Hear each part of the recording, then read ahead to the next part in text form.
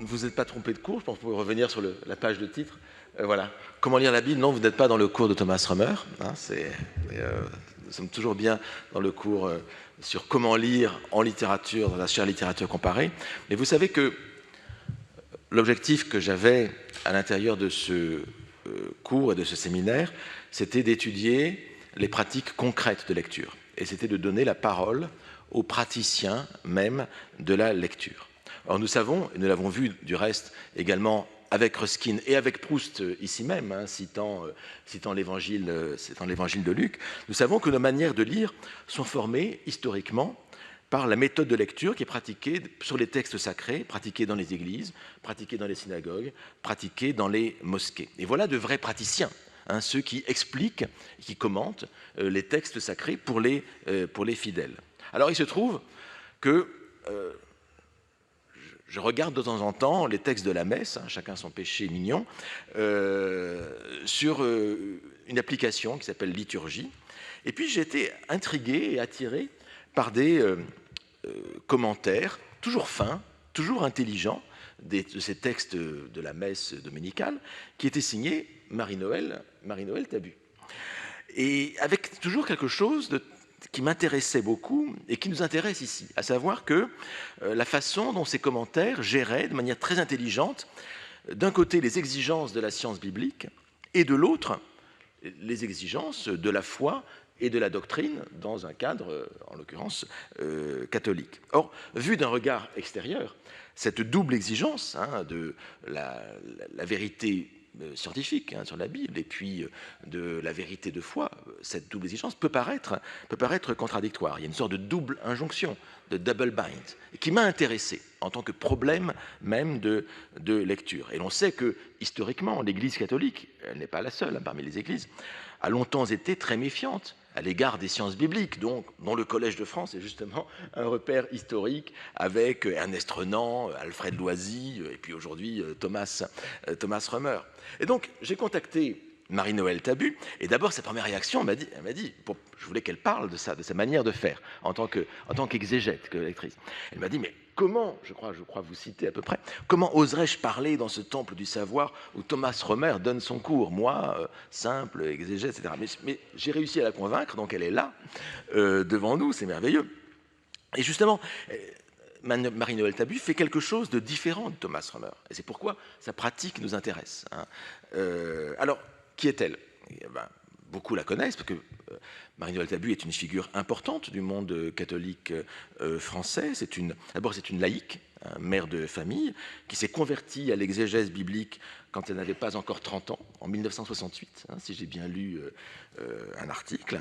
Et elle la pratique aujourd'hui presque comme une sorte d'exégète officielle de l'Église de France pour les fidèles et pour le grand public, donc sur des applications, comme je vous ai dit, dans les médias, sur la chaîne télévisée KTO aussi, où Marie-Noël Tabu a une émission hebdomadaire.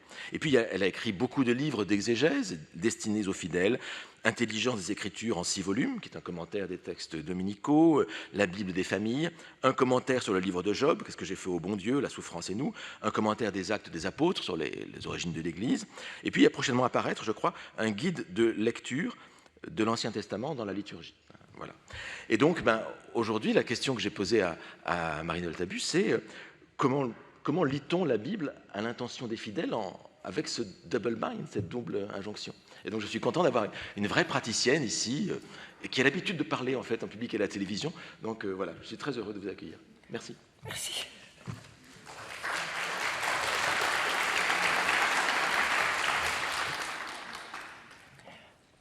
Bonsoir. Alors j'ai affiché mon plan, vous le retrouverez sur le site. Évidemment, je ne prends pas le temps de le détailler, mais vous le retrouverez, je le suivrai très religieusement, comme tout ce que je fais.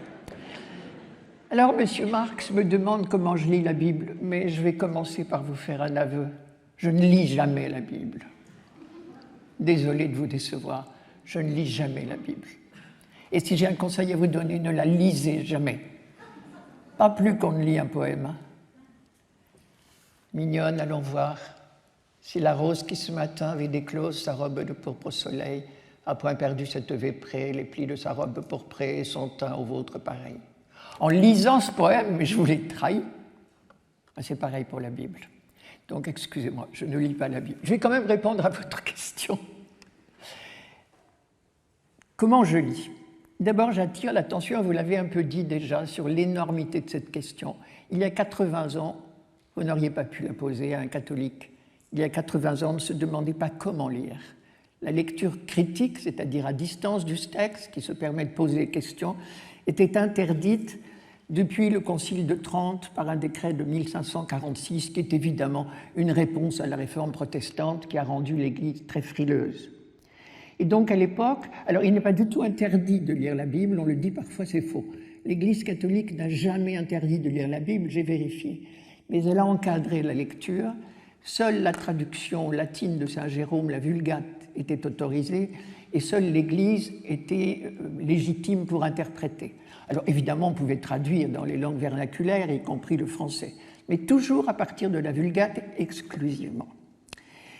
Reste que, de manière non officielle, les exégètes, depuis le XVIe siècle, lisaient, prenaient de la distance, vous avez parlé de Loisy tout à l'heure, là on est au XXe, mais prenaient de la distance et peu à peu le Vatican a changé d'attitude et cette nouvelle attitude s'est concrétisée par une encyclique mémorable qui a 80 ans, Divino Afflante Spiritu,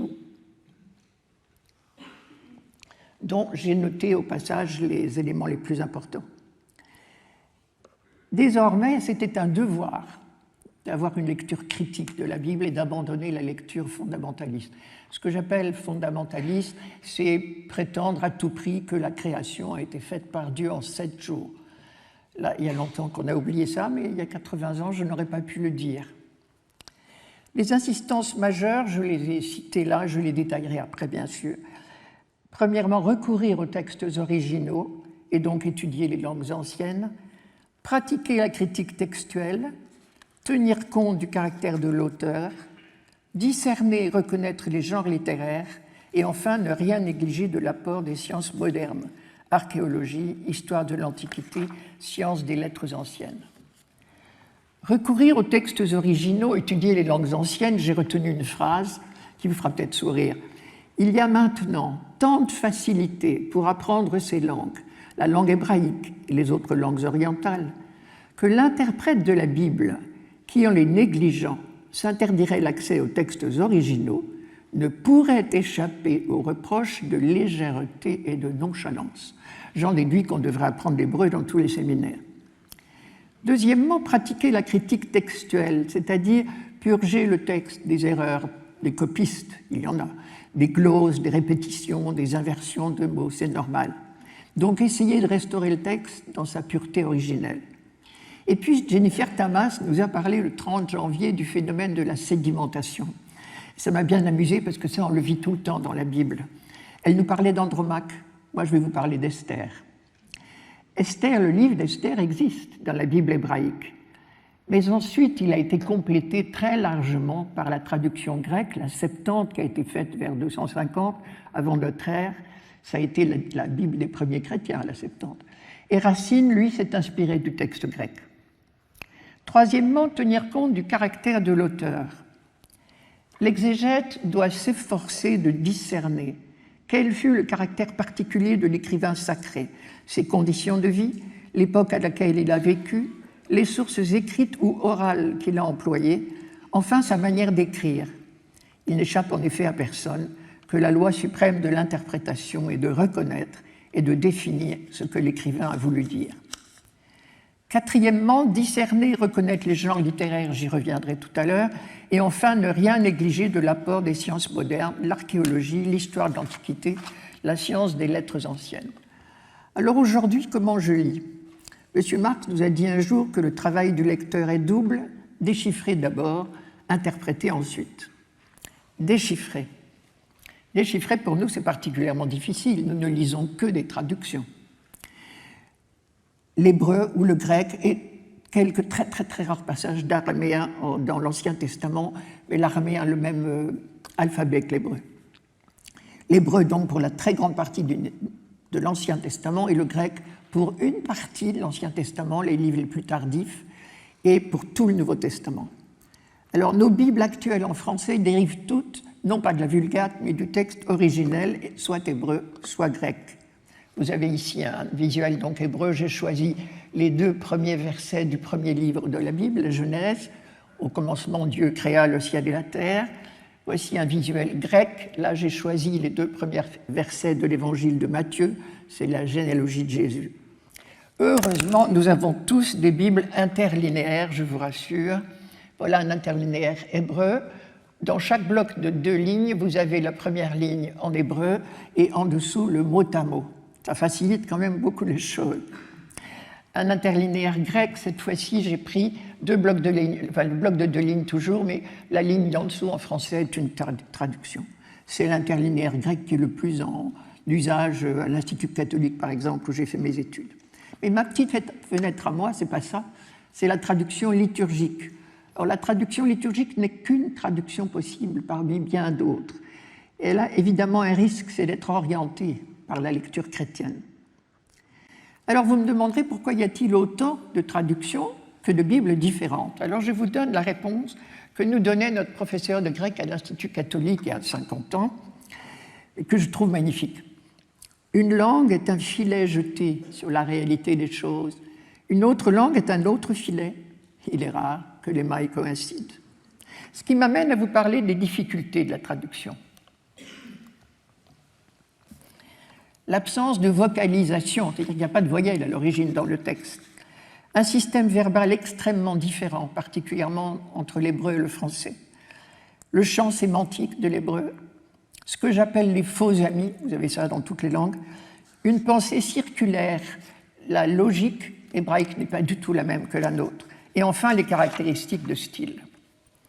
Alors l'absence de vocalisation à l'origine, jusqu'au IXe siècle de notre ère, les textes bibliques ne comportaient que les consonnes. Les voyelles n'étaient pas écrites. Regardez ce que ça donne, j'ai écrit, c'est une phrase en français que j'ai écrite là, NTR, PR, QS, X, CX, vous sauriez la lire, notre Père qui es aux cieux, parce que vous connaissez la langue et parce que vous connaissez la prière. Il reste que c'était difficile tant qu'il n'y avait pas toutes ces consonnes. Et elles ne sont arrivées, je vous disais, qu'au 9e, 10e siècle. Et c'est ce qui nous vaut... Ah oui, j'ai oublié de vous dire ce que c'est ces 3 petites lignes-là. Je me suis amusée à essayer de trouver tous les mots possibles que je pourrais fabriquer, puisque je n'ai que des consonnes, en rajoutant des voyelles et seulement des voyelles, je ne me suis pas permis de pluriel, aux 2 consonnes PR. Regardez, je suis arrivé à 48. Vous ferez peut-être mieux. Amusez-vous de chez vous.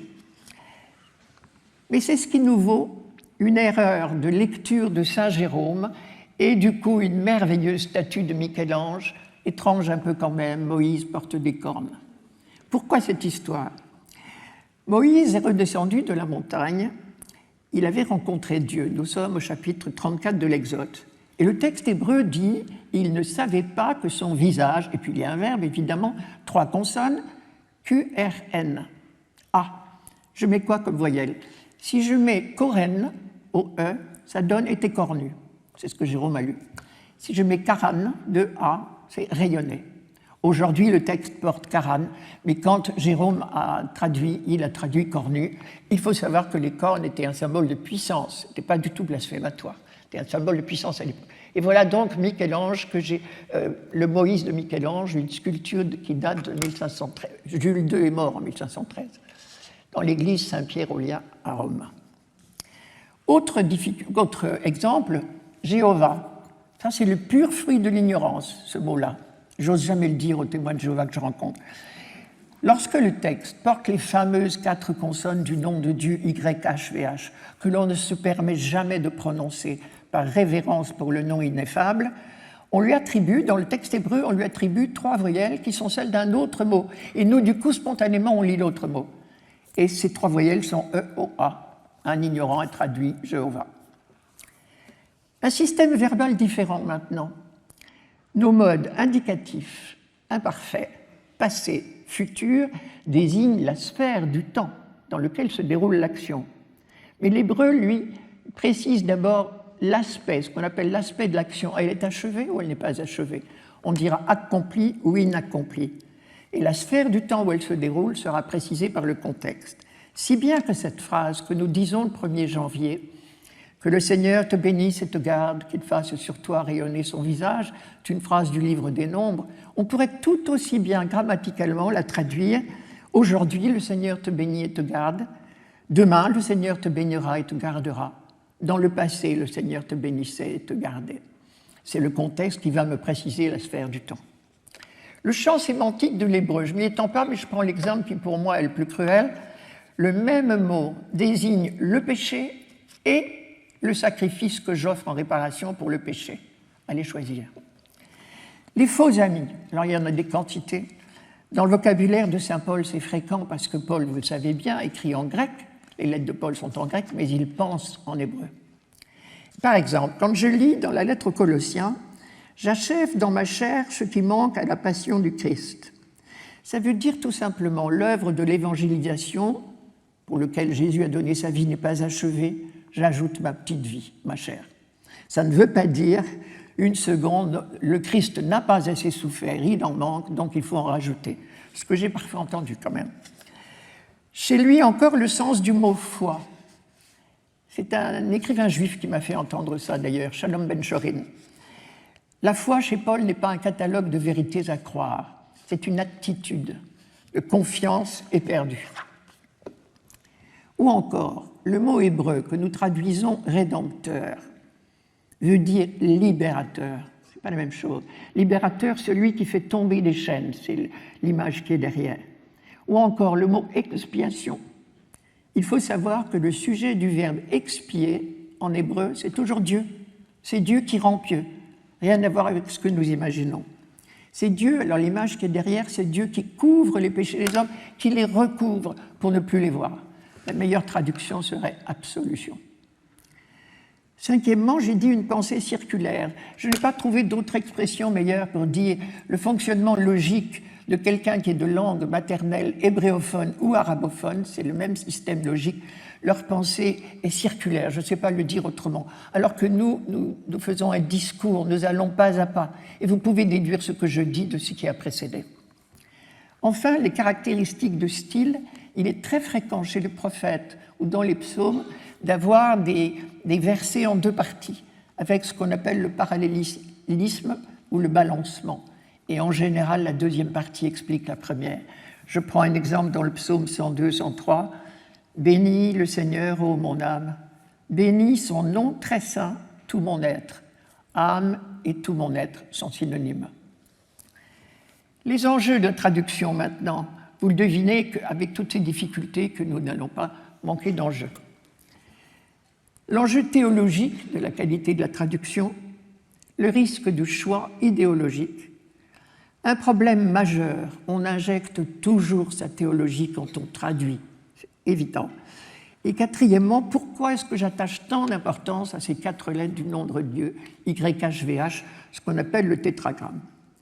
L'enjeu théologique, c'est une évidence, et les mots rédemption et expiation dont je viens de parler vous le disent. Le risque de choix idéologiques, ça c'est clair. Au chapitre 9 du livre d'Isaïe, au verset 6, on trouve cette expression, le Dieu Sabaoth, qu'on traduit normalement et qu'on, je crois, doit traduire Dieu des armées. Dieu des armées, ça va, en hébreu encore aujourd'hui, veut dire armée. Le Dieu des armées, c'est le Dieu qui nous précède aux armées. Certaines Bibles croient mieux, et là je pense à la censure dont nous parlait Guillaume Navot, certaines Bibles croient mieux de dire le Dieu de l'univers, parce que Dieu des armées, ça choque notre sensibilité actuelle. Mais c'est introduire dans le texte un universalisme qui n'y était pas du tout à l'époque. Le monothéisme date seulement du VIe siècle avant Jésus-Christ. Problème majeur, on injecte toujours sa théologie dans la traduction, et ça j'en fais l'expérience tout le temps. Si je traduis libérateur par rédempteur, vous voyez bien que ce n'est pas innocent, le mot latin m'entraîne dans un registre commercial. Et enfin, pourquoi j'attache une grande importance au tétragramme, YHVH? Je crois que l'auteur qui emploie ce mot à dessein m'emmène au Sinaï. Il m'emmène devant le buisson ardent que nous verrons tout à l'heure. C'est là que Moïse a entendu cette révélation du nom de Dieu et c'est là que Moïse a compris que Dieu accompagnerait son peuple. Toujours. Donc je crois que je dois faire attention à cette présence de ce mot. Et d'ailleurs, il m'explique les textes bien souvent.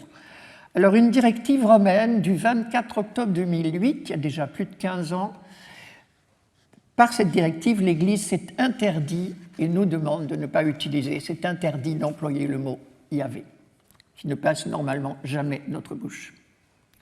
Alors maintenant, l'interprétation. Je vous ai annoncé que j'avais des présupposés et des vigilances. Mes présupposés. Premièrement, la Bible est une littérature ciblée pour un public très précis, un public de croyants. Deuxièmement, un auteur écrit toujours pour ses contemporains. Troisièmement, ce que j'appelle la trajectoire, c'est ce que je crois vérifier d'une maturation très lente de la religion d'Israël.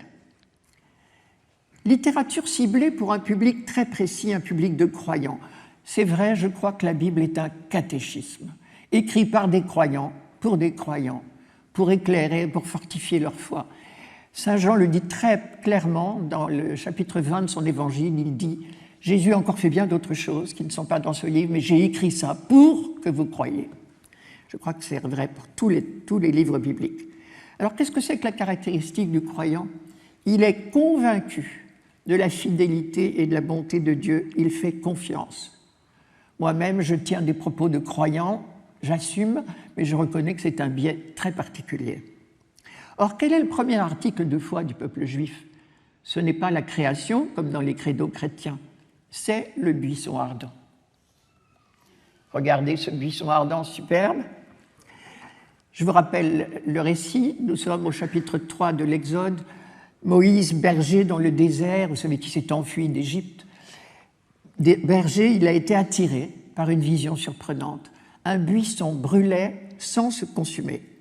De l'intérieur de ce buisson, il a entendu Dieu lui dire « J'ai vu, oui, vraiment, j'ai vu la misère de mon peuple en Égypte et je l'ai entendu crier sous les coups de ses chefs de corvée. Oui, je connais ses souffrances, alors je suis descendu pour le délivrer de la main des Égyptiens. » Chaque fois que j'entendrai ce mot, YHVH, le tétragramme, on dit Adonai, nous, chaque fois que j'entendrai ce mot, je serai là, au buisson ardent. Deuxième point, un auteur écrit toujours pour ses contemporains. Un oracle est toujours de circonstance. Les prophètes parlent pour leurs contemporains, ils ne disent pas des prédictions, ce ne sont pas des devins, même si les médias voudraient nous le faire croire. Les prophètes prononcent des prédications. Et c'est d'ailleurs pour cette raison qu'on a été amené à supposer qu'à l'origine du livre d'Isaïe, qui comporte 66 chapitres, il y a en réalité 3 auteurs différents. Car le contexte de ces prédications est évidemment très différent. Le premier Isaïe prêche au 8e siècle, il nous donne les noms des rois contemporains, ce sont les chapitres 1 à 39. Le deuxième prêche pendant l'exil à Babylone au 6e siècle, ce sont les chapitres 40 à 55, et le troisième prêche après le retour de l'exil à Babylone, chapitres 56 à 66. Enfin, il faut distinguer le temps de l'événement et le temps du récit. Par exemple, le fameux texte de Genèse au chapitre 22, que les Juifs appellent la ligature d'Abraham, et que nous appelons le sacrifice, la ligature d'Isaac, excusez-moi, et que nous appelons le sacrifice d'Abraham. Ce texte a été écrit très tardivement, au 8e siècle, à un moment où renaissait la tentation de pratiquer les sacrifices humains. Et ce texte a été écrit pour rappeler que depuis Abraham, on sait que Dieu ne veut jamais de sacrifice humain. Troisième point, la trajectoire. Je vous parlais de la maturation de la foi d'Israël au long des siècles. Je crois, moi, qu'à partir d'Abraham, le catéchisme d'Abraham est tout petit, il n'y a pas grand-chose dedans. Et à partir d'Abraham, la foi d'Israël va parcourir des étapes de siècle en siècle. Le meilleur résumé, je l'ai trouvé dans le livre du Deutéronome, chapitre 8, verset 5. « Tu reconnais à ta réflexion que ton Dieu faisait ton éducation comme un homme fait celle de son fils. » Et donc, évidemment, la Bible se fait l'écho d'une expérience religieuse unique au monde. Un Dieu tellement inattendu, je dois dire que je suis allé d'étonnement en étonnement à partir du jour où j'ai ouvert la Bible. Et je peux redéfinir en disant à la découverte du Dieu inattendu. Résumé, je vous l'ai dit. Et ce n'est pas fini. L'Esprit nous mènera vers la vérité tout entière, a dit Jésus le dernier soir, dans l'évangile de Jean, chapitre 16, verset 13. Conséquence de cette trajectoire, si mon hypothèse est bonne, c'est que le lexique biblique a énormément évolué. Le vocabulaire n'a pas changé. Les mots sont restés les mêmes et je vais choisir les mots qui fâchent. La colère de Dieu, la crainte de Dieu, le jugement, la justice de Dieu, la vengeance, et même le mot sacrifice. Tous ces mots sont restés les mêmes dans le vocabulaire biblique, dans le dictionnaire si vous voulez, mais le lexique a considérablement changé. Je vous donne quelques exemples. Sur la conception de l'alliance, par exemple, au début, l'alliance proposée par Dieu au Sinaï a été envisagée comme un contrat juridique comportant des engagements de part et d'autre. Et puis, à partir du prophète Osée, au 8e siècle avant Jésus-Christ, elle a été comprise comme un lien d'amour, de père à fils d'abord, et d'époux à épouse ensuite. Et les prophètes postérieurs parleront tous des noces de Dieu avec son peuple et même plus tard avec l'humanité tout entière. De l'énothéisme, nous sommes passés au monothéisme, c'est-à-dire que dans une première phase, on ne rendait de culte qu'à un seul Dieu, c'est l'énothéisme, mais on pensait que les autres peuples avaient leur Dieu et ils leur rendaient des cultes. On en a des preuves.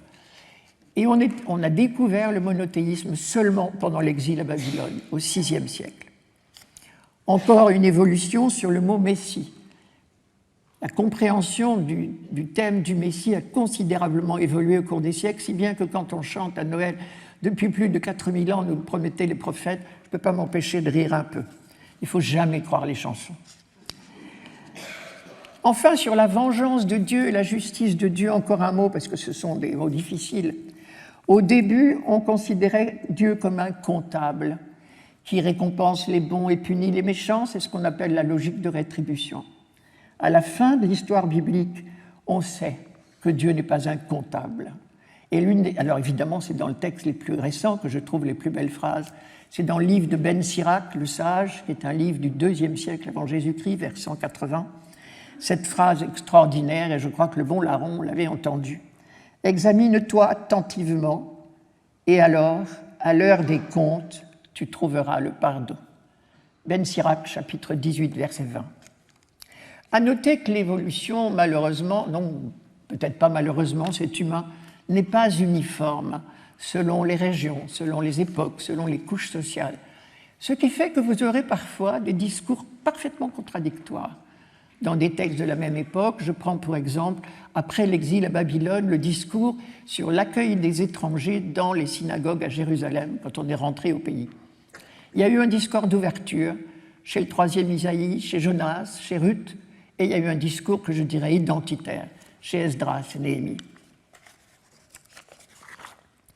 Mais vigilance maintenant.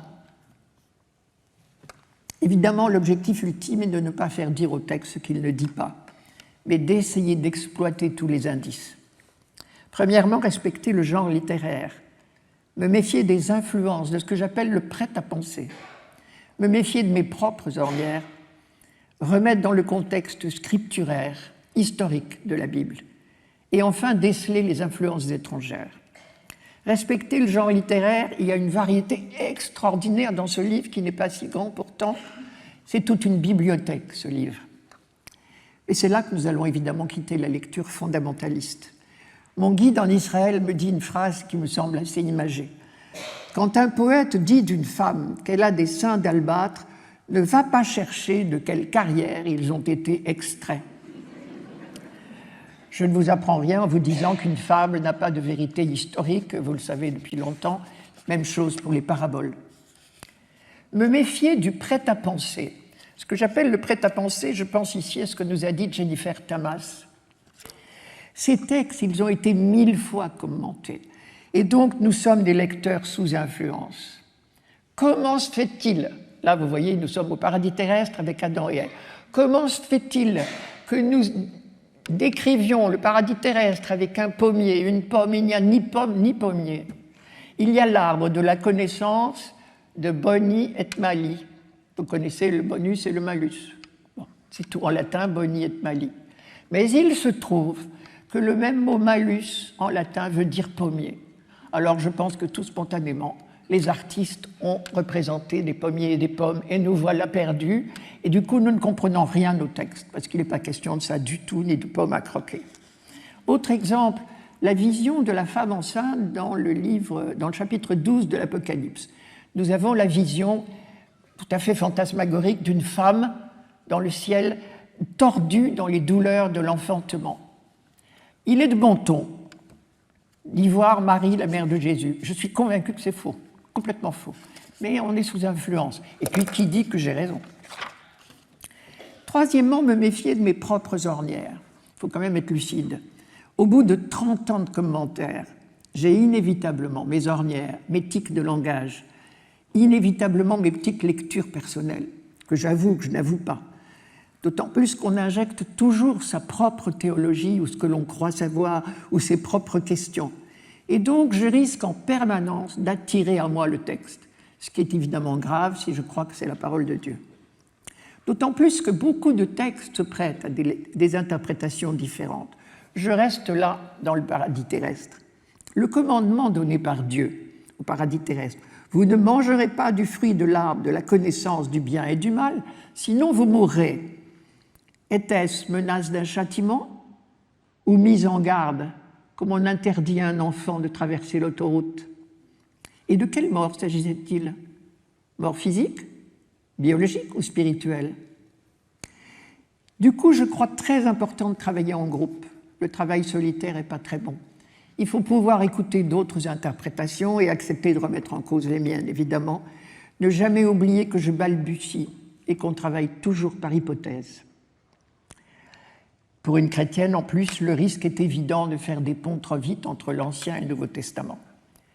Conclusion, pour éviter de tomber dans mes ornières, me méfier du par cœur, recourir sans cesse aux textes originaux, écouter d'autres commentaires et continuer à me documenter sur les progrès scientifiques. Si les progrès de l'archéologie, par exemple, nous obligent à remettre en cause certaines idées reçues, il faudra accepter de réviser notre copie.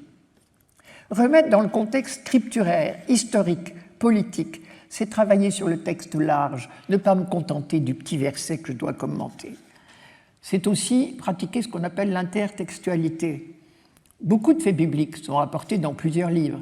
Ne pas hésiter à les rapprocher, c'est très instructif. Et les notes de nos Bibles, une Bible comme celle-ci y aide énormément. Le contexte historique, politique, connaître l'histoire d'Israël est indispensable.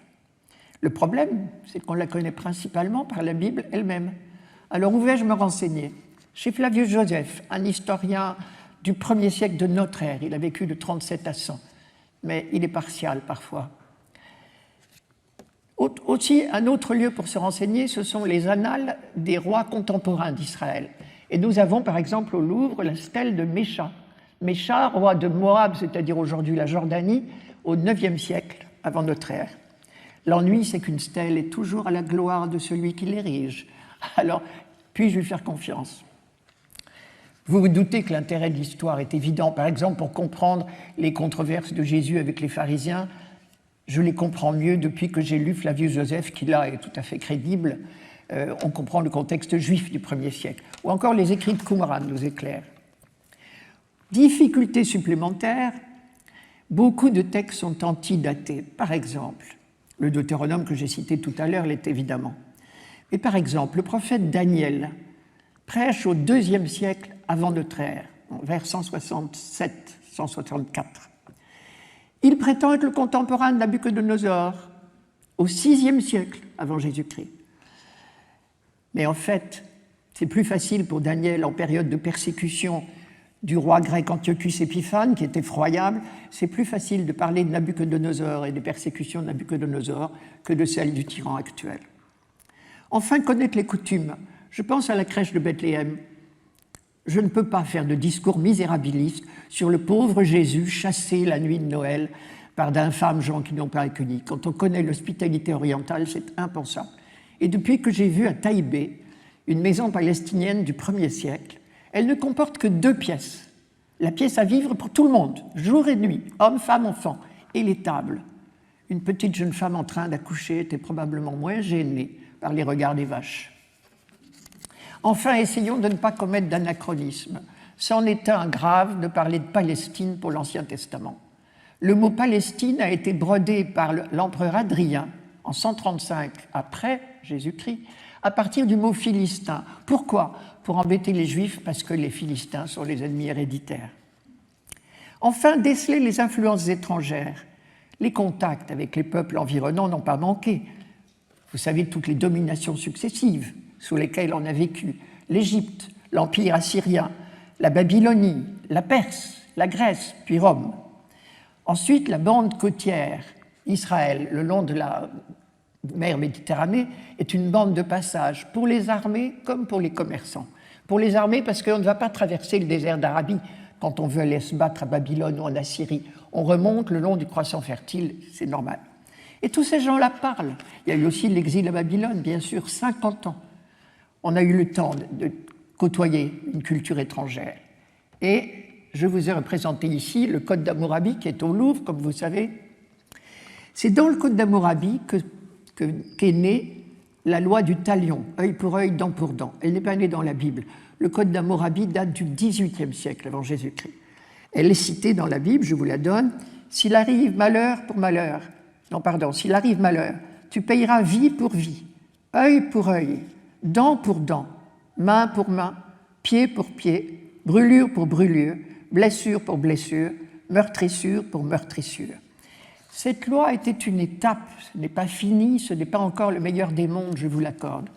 Mais c'était une étape, elle limitait la vengeance spontanée et elle proportionnait la vengeance à l'horreur. On venait de la Mecque qui se vendait de tuer 77 personnes pour en venger une.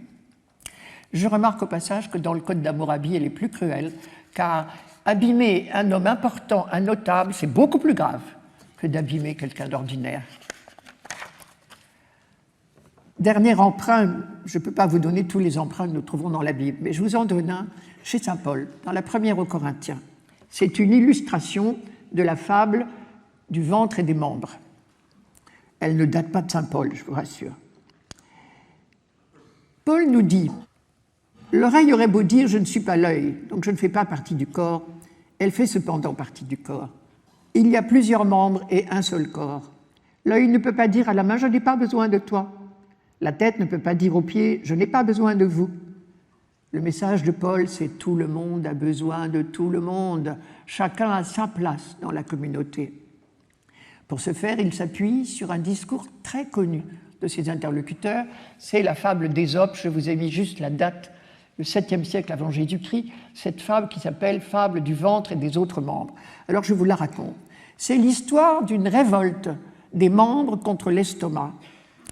Pour nourrir le corps, réfléchissez, les mains travaillent, les pieds aussi, la bouche travaille, et l'estomac ne fait rien.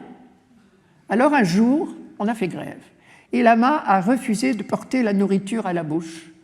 Devinez la suite, l'estomac est mort, et le corps tout entier.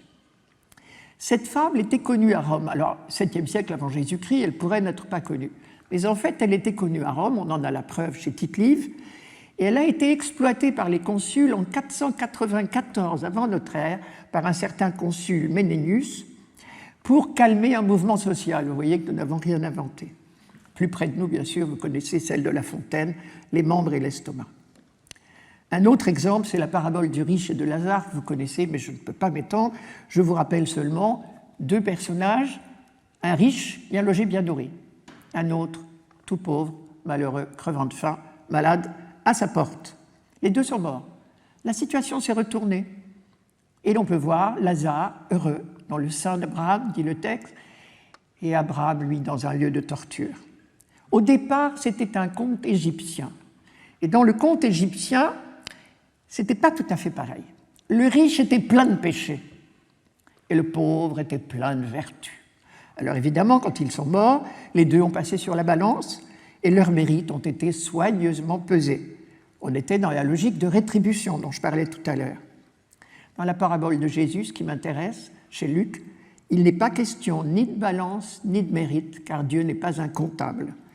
Il est seulement reproché aux riches d'être resté riche sa vie durant, pendant qu'un pauvre crevait de faim au bout de son jardin. Alors en conclusion, je me permets seulement de vous poser une question que je me pose tous les jours. La Bible, je l'ai découvert, est une instance extraordinaire de contestation de toute mainmise et de tout rêve de toute puissance. Depuis le buisson ardent, Et tout au long de l'histoire biblique, la Bible souffle un grand vent de liberté. Alors, ma question, jusqu'où puis-je, moi aussi, faire œuvre de liberté dans mes commentaires?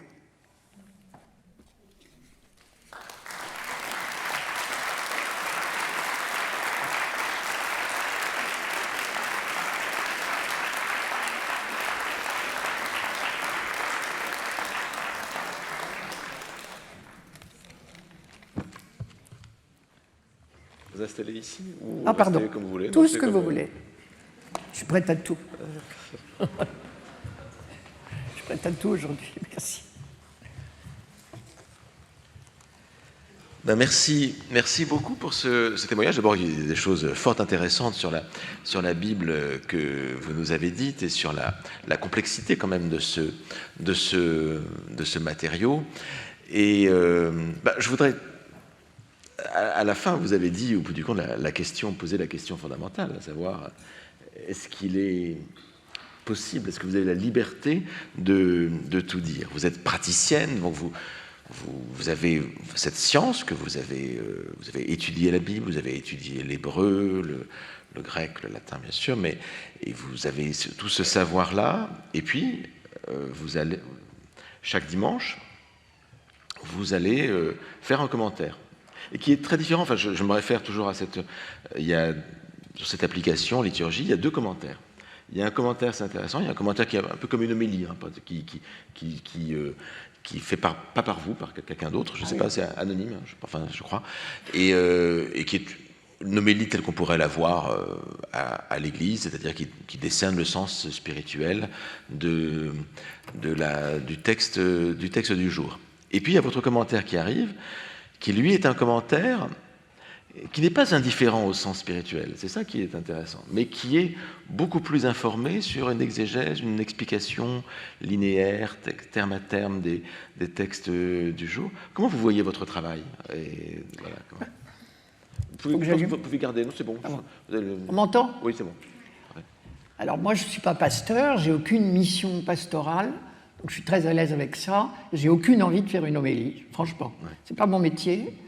En revanche, je suis convaincu depuis des années que le peuple chrétien n'est pas nourri et que peut-être ça explique la désaffection quand même pour beaucoup de gens.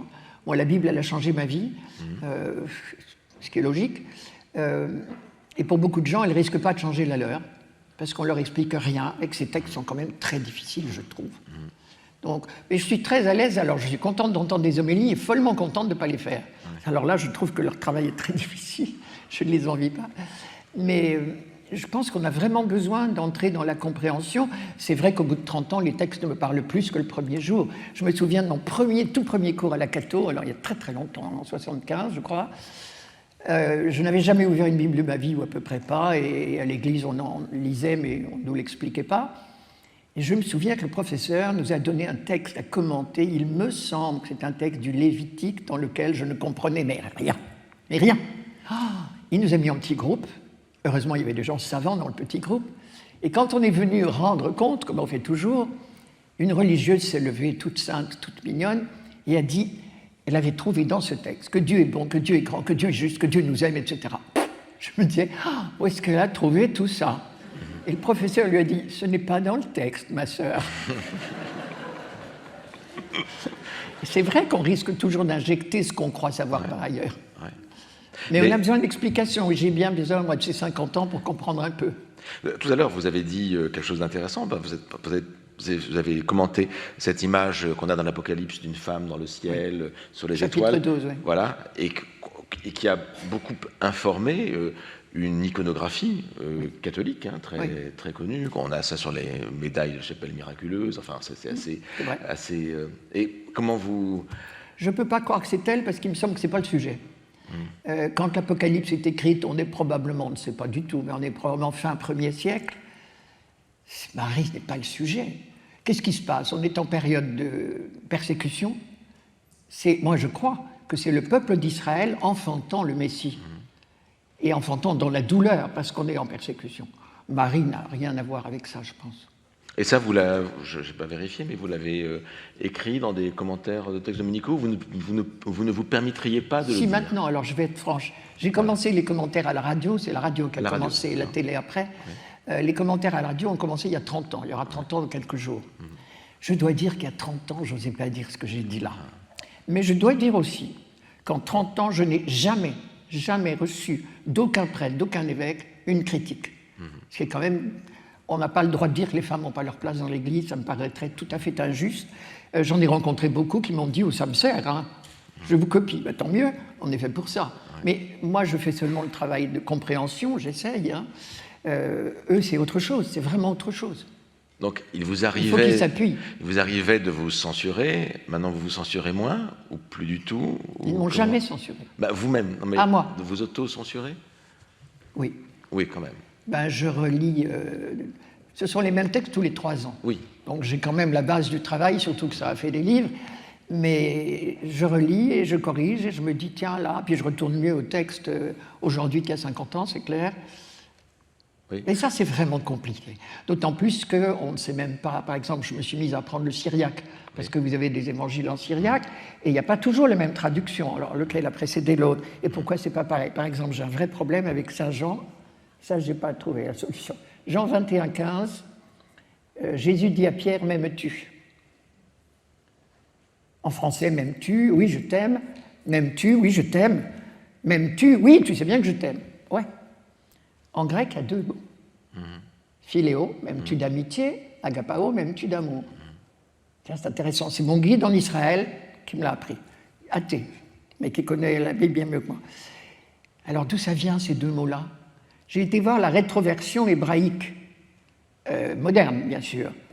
Il n'y a qu'un mot. Le syriaque aussi n'a qu'un mot. J'en déduis que peut-être le grec est postérieur, parce qu'on n'aurait pas supprimé. On ajoute plutôt qu'on ne supprime, surtout quand c'est pour donner du sens. J'en sais rien.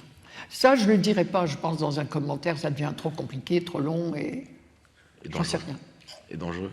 Ah non, j'ai aucune... Non. Vous êtes inamovible maintenant, de toute façon. Ah, c'est pas une question d'amovible ou pas. Je suis tout à fait amovible, vu mon âge.